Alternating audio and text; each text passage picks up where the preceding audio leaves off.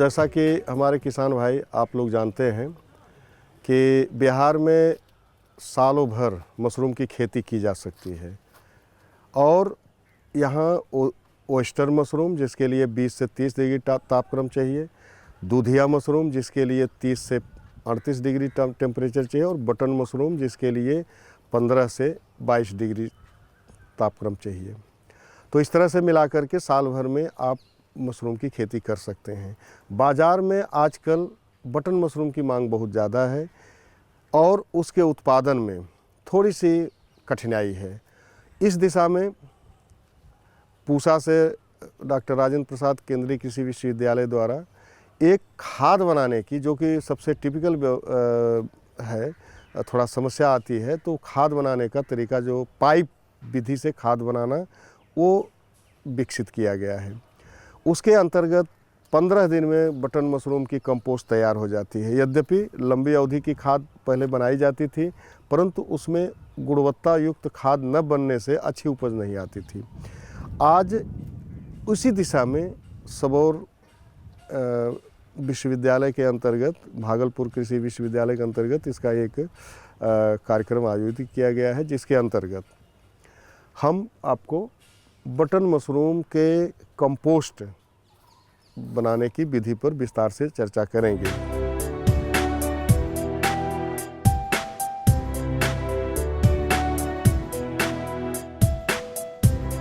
इसके अंतर्गत कम से कम 10 कुंटल आप भूसा, अच्छा भूसा ले लें और उसे 2 दिन फुलाएं। फुलाने का मतलब है, जैसा आप देख रहे हैं, इसमें पानी दे करके खूब बढ़िया सा मुलायम करें। बढ़िया खाद इसकी नहीं बनेगी, इसमें कहीं भी सूखा नहीं रहेगा, जमा नहीं करना है, इसको फोड़ के नीचे का ऊपर कर दीजिए, नीचे का ऊपर अभी पहले तोड़िए। इस तत्पश्चात 3 कुंटल मुर्गी का खाद और 2 कुंटल चोकर, इसके अलावा जिप्सम 30 किलो और यूरिया 25 किलो, ये सारे इंग्रेडिएंट्स मिला करके अच्छी तरह मिला करके हम इसका थोक बनाते हैं। फटाफट चुनिए।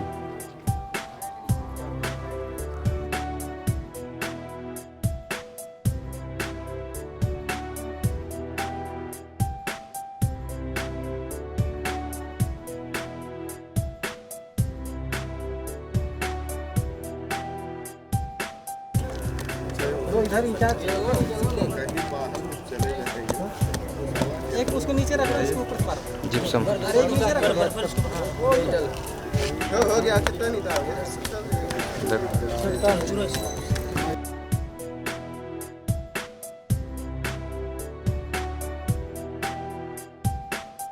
बहुत ज़्यादा चीज़ नहीं पड़ता है, ये बस यही इतना दे करके और इसको फटाफट मिलाना है, मिला के पाइप डाल देना है। देखिए इसको हटिए, इसको जो लेते हैं यहाँ देखिए, तो इसको इस तरह से, हाँ, ये मतलब एक पाँटा करके, एक मतलब देसी भाषा में इस तरह। हाँ, चलिए एक जो कर रहे हैं ना, हाँ, चलिए यहाँ ला करके, हाँ, ये देखिए कर रहे हैं बड़ा अच्छा सा। आप उधर कर लो उस साइड में, मतलब इतने अंदाज से करिए ना कि ये पूरा का पूरा जो है आपका हो जाए, थोड़ा सा रहे नजदीक।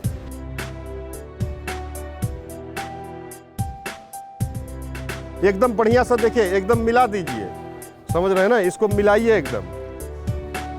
एकदम अच्छा सा मिला, वैसे नहीं, 1 मिनट रुकिए, यहाँ देखिए जैसे सानी मिलाते हैं ना, मिला के पीछे खींचते जाइए, थोड़ा दूरी बढ़ा दीजिए, इस तरह से ना करते जाइए तो अच्छा सा मिलेगा। जल्दी नहीं, आधा घंटा में हो जाएगा।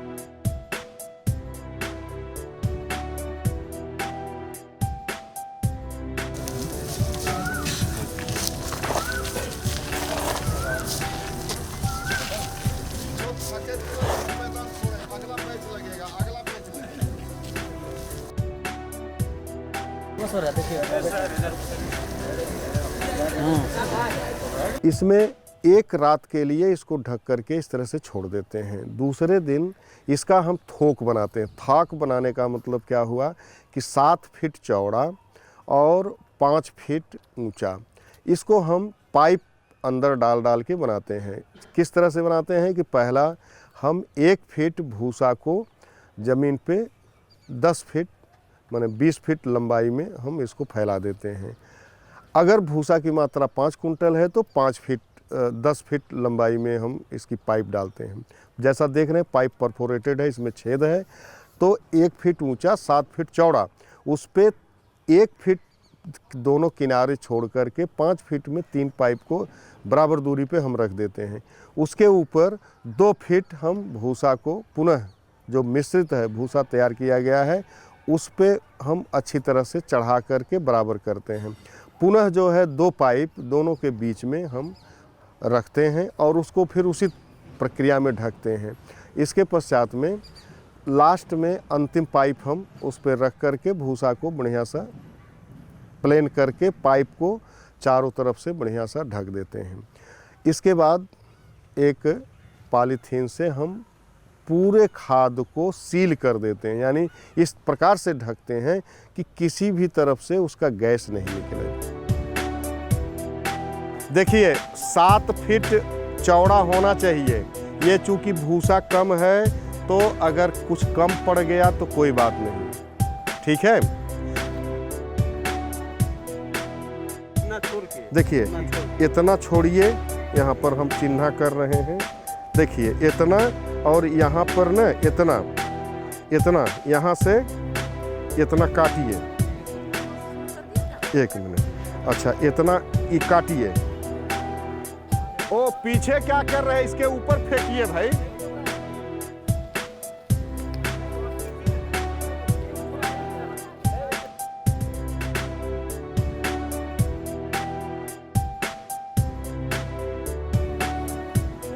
देखिए हम लोग अंदाजे नहीं हैं, हो सकता है तो फिर ये बिगाड़ के पाइप दूसरी बार देना पड़ सकता है। क्योंकि अगर मटेरियल ज़्यादा होगा, इसको लंबाई में हम लोग नहीं दिए हैं कि क्योंकि एग्जैक्ट पोजीशन पता रहता तब हम लोग लगाते। इसको बराबर करिए। हाँ इतना ठीक है। ये सब हटाइए ना, है ये हटाइए, ये सब हटाइए, पीछे करो पीछे। ये एकदम पूरा प्लेन होना चाहिए। हो गया। देखिए अपना निगाह करके जहाँ कम बेसी है वहाँ पर करिए और ये पाइप का मुंह कम से कम खुला रहे। हाँ बस, अच्छा चलिए बराबर हो गया। रखिए अब रुको, ठहरिए। 2 पाइप उठाइए। हाँ एक आदमी उधर पकड़िए। हाँ चलो कोई नहीं, उल्टा सीधा। हाँ एक यहाँ रखिए और एक यहाँ रख दीजिए। यहर से हटिए। देखिए ये पाइप हिलना नहीं चाहिए भाई। पहले ना देखिए आप ऐसे हाथ से रखते जाइए यहाँ बीच में, क्योंकि भूसा बहुत कम न है तो वो थोड़ा सा कोई दिक्कत नहीं है। ज़्यादा रहता तब आप जैसे अब एको अच्छा सा ये सब, हाँ एको बराबर करते जाइए। देखिए यहाँ से ना गड़बड़ की, यहाँ से पूरा ऐसे धर के दबाइए ये सब। हाँ ये इतना ले आइए, यहाँ से उठा के। हाँ देखिए ये वो दबाइए नहीं, यहाँ इसको दबाइए, इसे लगा के छाप दीजिए, फेंकिए नहीं। हाँ ये उठा के वहाँ पर दबाइए और देखिए इधर उधर जो है ना बराबर करिए।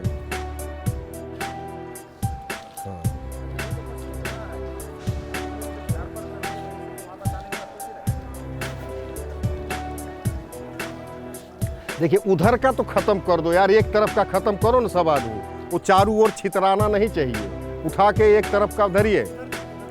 देखिए पाइप को इसको मात्रा के हिसाब से देखिए, अगर भूसा 10 कुंटल है तो 2 फीट, एक जैसे ये 2 फीट का ऊंचाई होगा। अगर ज़्यादा है तो 3 फीट का, समझ रहे हैं ना।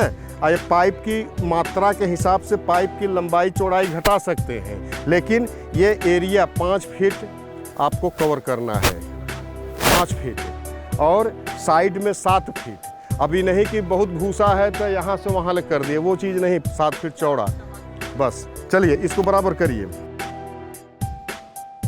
देखिए आप लोग अच्छा काम कर रहे हैं, बहुत बढ़िया काम कर रहे हैं।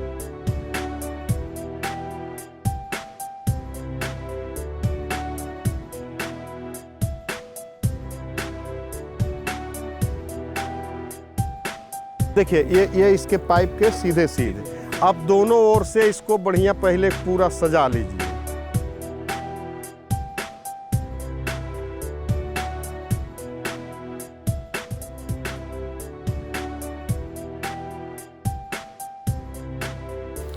अब बराबर पहले ना देखो ऊपर, एक मिनट बाबू, वहाँ मत करो ना, पहले यहाँ पर डालो ना, ये सब चीज़ यहाँ दबा दोते जाओ, ऐसे करते जाओ, इधर ऊपर जाएगा। अब वहाँ सकरा कर दिए, फिर इतना भूसा आपका नहीं आटेगा ना। दाहिने बाएं देखिए ऐसा है ना, अब उसको सुनो, ये आप ना देखो यहाँ पर बिगाड़ दिए, यहाँ पर ऐसे रखते जाइए, एक लाइन रखिए।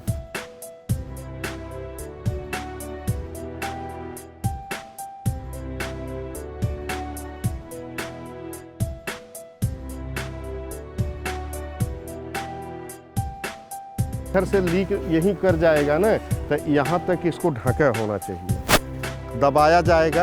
अब जो बचेगा कल, अब ये फाइनल हो गया। इसमें करना क्या है, इसका जो असली तरीका है कि इसमें बांस लगा देना है। इसका एक फ्रेम आता है, तो हम लोगों ने फ्रेम का बात छोड़ दिया।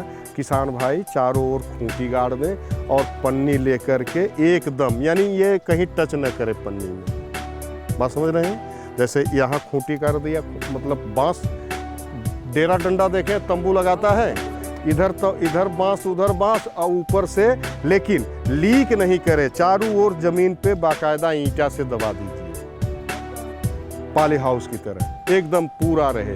तो वो कॉन्सेप्ट वही है, लेकिन इसमें अगर मान लीजिए ये सब साधन नहीं है तो आप इसको पन्नी से ढक दीजिए, लेकिन वो लीक नहीं करना चाहिए, उसका गैस किधरों से नहीं निकलना चाहिए।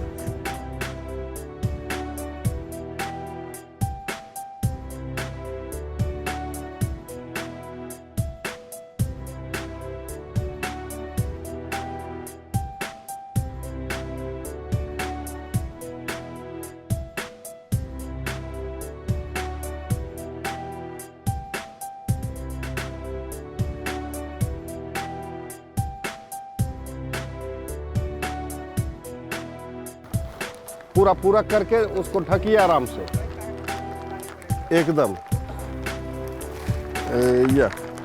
एकदम उधर पाइप ढका और खींचिए इधर,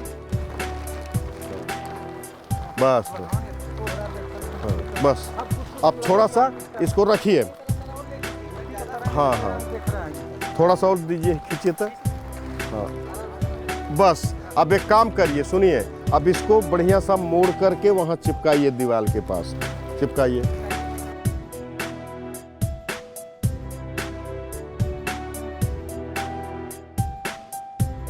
तो लो फोटो,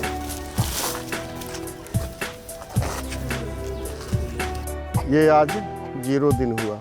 क्या हुआ मतलब आज का गिनती नहीं होगा, 0 दिन का मतलब कुछ नहीं है, वो हम लोग अंग्रेजों की भाषा ज़्यादा बोलते हैं, वो मतलब आज थोक लगा दिए तो आज का गिनती नहीं होगा, एक कल से होगा। तो कल से 6 दिन तक हमको ढके रहना है। बीच में हम चौथे दिन इसका पाइप का मुंह खोलते हैं और 5वें दिन बगल से खोलते हैं, 6ठे दिन पूरी पाइप पूरा खाद को खोल देते हैं और हम इसको पुनः जो है मिश्रण करते हैं। इसको पहली पलटाई कहते हैं, और पहली पलटाई करके हम जैसा कि आप देख रहे हैं 6ठे दिन पुनः हम उसी तरह से थोक लगा करके नीचे 2 फीट ऊंचा फिर पाइप इसी तरह से लगा करके हम रख देते हैं और पुनः हम इसको ढकते हैं। चौथा दिन है ये, आप इसका मुंह खोलिए, उधर से भी इधर से भी। 4th डे मुंह खोल के ये पाइप जो है ऊपर करिए, खोलिए।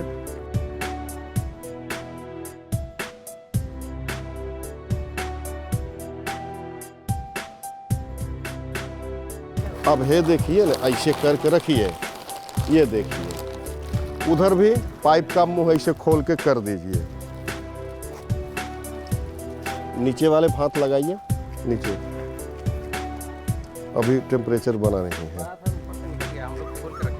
अच्छा, तो ये हो गया चौथा दिन माने 4th डे। अब 5th डे माने 5वां दिन आप आने दीजिए। 5वां दिन आप खोलिए, साइड से खोल दीजिए, हाँ थोड़ा सा खोल करके ये पन्नी खाली बस ऊपर रख दीजिए, हो गया। मतलब नीचे से हाँ, बस ऐसे करके बस यहाँ छोड़ दीजिए। हाँ, ये हुआ 5वां दिन, ठीक। 5th डे हुआ ये। इसके बाद में अब 6ठा दिन इसको हटा के किनारे कर दीजिए, हटाइए।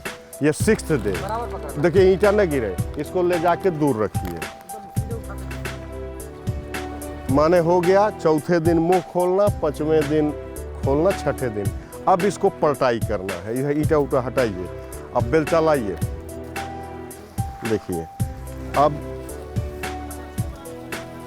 इसको इस तरह से हटाइए, लीजिए, हाँ लीजिए। एक तरफ ही तोड़िए इसको। ये आपको 6ठे दिन की बात है, तो कुल मिला के कई दिन हुआ ध्यान दीजिएगा। कहने को तो हम 6ठा दिन कहते हैं थोक लगने का। 2 दिन पानी दिया, 1 दिन विश्राम दिया 3 दिन, 1 दिन थोक लगाया 4 दिन, तो माने कुल 10 दिन लग गया इसमें। तो उसी हिसाब से आप 10 दिन पहले एडजस्ट, क्योंकि ये तो सामान्य प्रक्रिया है, इसमें कोई भी विधि रहेगा तो वो करेगा, वो सामान्य प्रक्रिया है, उसमें आपको ये करना है। और इसमें से धुआं निकलता है, तो आप ये धुआं को क्या, गैस ना, कुछ गैस उसमें प्रिजर्व रह जाती है। अब आप उसको तोड़ करके बढ़िया सा फैलाइए। एक चीज का ध्यान रखिएगा कि पाइप बढ़िया क्वालिटी का लीजिएगा, नहीं तो एक कई बार में ना चिपटा हो जाएगा।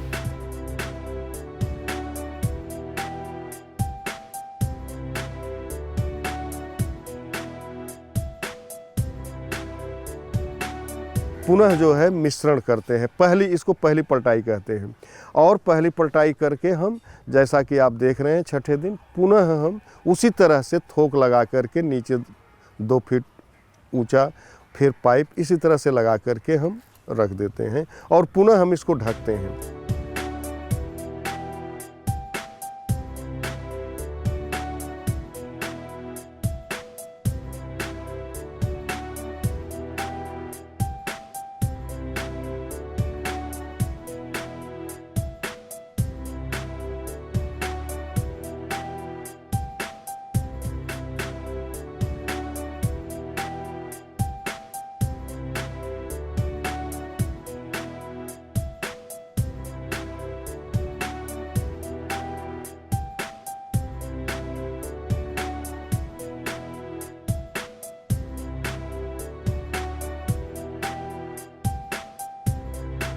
तत्पश्चात 9वें दिन हम इसके पाइप का मुंह खोल देते हैं। 11वें दिन हम इसको पुनः पलटाई करते हैं और पलटाई करके उसी प्रक्रिया से पुनः हम थोक लगाते हैं, पाइप उसमें डाल करके, और हम इसको ढक देते हैं।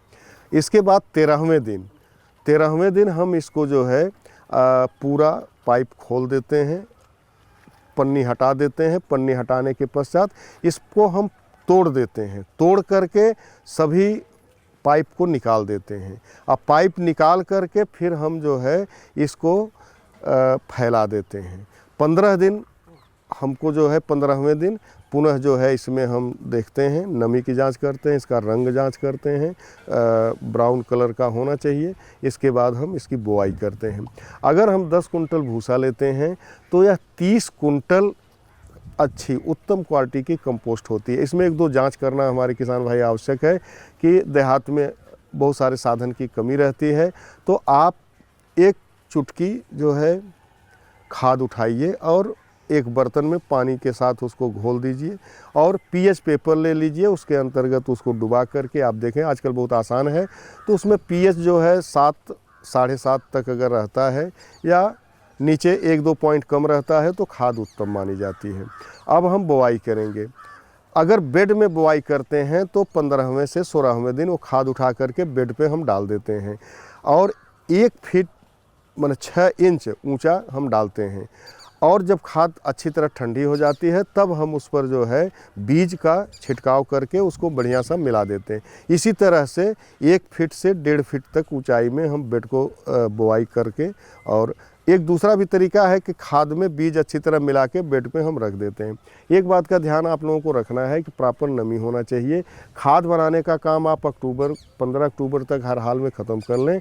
इसके बाद में बुआई तुरंत कर दें ताकि 15 नवंबर तक इसका केसिंग हो जाए। इस विधि से बनाई हुई खाद की उत्पादन क्षमता मिनिमम 25% है, मैक्सिमम 30% तक है। यानी अगर आप जो है इस विधि से खाद बनाते हैं और बुआई करते हैं तो आपको कम से कम 1 कुंटल कंपोस्ट में 25 किलो, ज़्यादा से ज़्यादा 30 किलो, जो कि हमारे यहाँ आज आधुनिक यंत्रीकरण के दौर में आपका बहुत ही अच्छा मतलब है। तो किसान भाई इस विधि को 2-3 बातें और बताना चाहेंगे कि आप इसमें बहुत सस्ता विधि से बनता है। भूसा का जो कास्ट है आपने देखा, इसमें 2 पलटाई लगती तो अमूमन जो श्रमिकों की संख्या है कम हो जाती है। आजकल काम में लेबर कास्ट ज़्यादा बढ़ जाता है। अगर आप 100 कुंटल कंपोस्ट बनाते हैं इस विधि से तो जो लंबी अवधि की खाद है उसमें 80 श्रमिक की आवश्यकता पड़ेगी, परंतु इस विधि से बनाने से आपको 30 श्रमिक की आवश्यकता पड़ेगी। तो इस तरह से आप देखें कि 50 श्रमिक आपका बच गया। दूसरी चीज़ है उपज, उसमें 15 से 20% उसका बायोलॉजिकल एफिशिएंसी, इसका जो है 25 से 30 है। दूसरी चीज़ है कि जब ये खाद क्वालिटी वाइज होती है, इसमें किसी भी तरह का इन्फेक्शन नहीं आता है। हमारे समझ से ये बहुत पर्याप्त है। अगर किसी को सवाल वाल पूछना है तो आप पूछें। इसमें सवाल एक ये है सर कि जैसे 15 दिन हो गया तो कैसे हम या कोई किसान है या मशरूम का जो ग्रोवर है कैसे पहचान करेगा कि हमारा कंपोस्ट बनकर तैयार हो गया है? जो कंपोस्ट होता है उसका जो कलर है वह जो है डार्क ब्राउन कलर का होता है, नंबर 1 बात। नंबर दूसरी बात कि उसमें किसी तरह का ये अमोनिया, चूँकि यूरिया हम लोग देते हैं तो अमोनिया जनरेट होता है, उससे जो है अमोनिया की महक आती है और उसमें एक स्वीट एरोमा होता है। स्वीट एरोमा मतलब एक महक होती है जो किसी में नहीं पाई जाती है, जो कटहली चंपा होती है, जो अगर किसी को उसका पता होगा तो कटहली चंपा के अंतर्गत बहुत दूर से छन के रिसाव आता है, उस तरह का उसका स्मेल होता है। पीएच जो हमने बता ही दिया है। इसके बाद खाद को कस के हाथ में दबाइए और खोल के छोड़ दीजिए तो आपको उसका दबाने से उसका कलर हल्का सा आपको ब्राइट कलर दिखेगा। तो और दूसरी चीज़ कि अगर हाथ से हिला दीजिए तो भुरभुरा हो जाता है। तो ये खाद क्वालिटी की होती है। दूसरी चीज़ कि जो खाद अच्छी नहीं बनती लंबी अवधि में तो उसमें क्या होता है कि खाद बनती नहीं, काला हो जाता है। वो खाद काला हो जाता है और ये डार्क ब्राउन होता है, और यही डार्क ब्राउन जब बुआई करते हैं 15 दिन बाद तो हल्का ब्राउन हो जाता है। यही उसकी क्वालिटी की पहचान है। लंबी विधि से सर जब बनाया जाता है तो इसमें हम लोग क्या करते हैं कि जैसे कीटनाशक दवाओं का प्रयोग करते हैं और फफूंदनाशक दवाओं का, इसमें बैक्टीरिया नाशक दवाओं का प्रयोग इसलिए करते हैं कि ज़्यादा समय तक रहता है, और जब ये हमारा जो सबस्ट्रेट है जब से धीरे धीरे सड़ता है तो उसमें अनेक प्रकार के और बैक्टीरिया हुआ या फफूंद हुआ, इस तरह से सूत्रकृमि के जो अंडे होते हैं वो चले जाते हैं, तो इसमें इन्फेक्शन संक्रमण का संभावना बना रहता है। तो लघु विधि से अभी हम जो बना रहे हैं तो इसमें इस तरह से कोई हम रसायन नहीं इस्तेमाल कर रहे हैं, तो कैसे उसको रोका जा सकता है भविष्य में यदि फसल लगाते हैं उसमें इस तरह का समस्या आता है? देखें, चूँकि ये टोटली स्टेराइल कंडीशन से आप देख रहे हैं हमेशा ढक के किया जा रहा है, एक निश्चित टेम्परेचर पे किया जा रहा है, तो यहाँ पर कोई इन्फेक्शन का चांस नहीं। क्रॉप हाउस में साफ़ सफाई, क्रॉप हाउस के बाहर आप अगर साफ़ सफाई करते हैं, सबसे आसान है ब्लीचिंग पाउडर, क्योंकि जो भी कीटनाशी हम देते हैं आजकल वो कीटनाशी हमारे फसल में एब्जॉर्ब होता है। सिर्फ बेबिस्टिन देते हैं जो कि 15 दिन तक उसका इफ़ेक्ट होता है, बाकी चीज़ों में ये ठीक हो जाता है। तो यह चूँकि उपचारित विधि इसको हम लोग कहते हैं, यही पाश्चराइजेशन टनल विधि है जो बड़ी बड़ी मशीनों से होता है, वो चीज़ें हम लोगों ने लोकल स्तर पे किया, तो इसमें कंटामिनेशन के चांस नहीं रहते हैं। प्राइमरी सेकेंडरी कंटामिनेशन जो क्रॉप हाउस में अथवा बीज से होते हैं उसे हम लोग आसानी से रोक सकते हैं। क्रॉप हाउस की सफाई के लिए बढ़िया सफाई करिए। ब्लीचिंग पाउडर हफ्ते में 1 दिन ज़रूर डालिए। दूसरी चीज़ है कि क्रॉप हाउस के मुंह पर 2 बातों का ध्यान रखना है। पहले हम लोग करते क्या, अमूमन जो भी आया धड़ल्ले क्रॉप हाउस में जाते, नहीं ऐसा नहीं। पहले आप फिनाइल या कोई इस तरह से जो केमिकल है, अब फिनाइल आता है, डिटॉल आता है, उसमें बोरा बिछा करके, बोरा फुला करके बाहर रख दीजिए फर्स्ट स्टेप पे। सेकंड स्टेप पे नमक रख दीजिए, नमक बोरा पे रख दीजिए। तो कोई भी आदमी आए वो हाथ पैर को अपना उपचारित करके, पैर कई दफ़े जूता पहन के जाते हैं तो उस पर 1 मिनट रुक के फिर उस पर नमक पे जाए, नमक से अंदर जाए, उससे कीड़े मकोड़े नहीं जाए, क्योंकि मेन एंट्री जो है आपका गेट होता है। तो दोनों चीज़ें आपको इनहिबिटिव है। इंसेक्ट के लिए नमक बहुत ज़्यादा नुकसानदायक है। कई दफ़े आप शाम को नमक डाल के देखिए, सवेरे तमाम कीड़े उस पर आए रहते हैं। तो इससे आपका क्रॉप हाउस सुरक्षित रहता है। कोई भी हो उसे क्रॉप हाउस में डायरेक्ट एंट्री नहीं दीजिए। चलिए हाँ जी। जैसे कि इसमें आपने मुर्गी का खाद डाला जी। और जहाँ पर कि मुर्गी का खाद नहीं उपलब्ध है उस जगह पे क्या चीज़ डाला जाए? हाँ, बहुत अच्छा आपका सवाल है। जहाँ पर मुर्गी की खाद नहीं उपलब्ध है अथवा हिंदू धर्म के अंतर्गत बहुत लोग मुर्गी को पसंद नहीं करते हैं क्योंकि उसकी महक आती है, उसके लिए आपको खली, अगर बिनौला की खली मिलती है तो 10 कुंटल में 2 कुंटल कम से कम और 3 कुंटल अधिक से अधिक, ये रेशियो में आप उसमें डाल दें। अगर बिनौला की खली नहीं मिलती है तो आपके घर में सरसों है, नीम है या अंडी है, जो भी खली आपको मार्केट में उपलब्ध हो वो आप डाल करके उसकी कमी को पूरा कर सकते हैं। तो सर वो कितना मात्रा में देना है? 2 कुंटल, 10 कुंटल में 2 कुंटल से 3 कुंटल। खली? जी, चलिए धन्यवाद।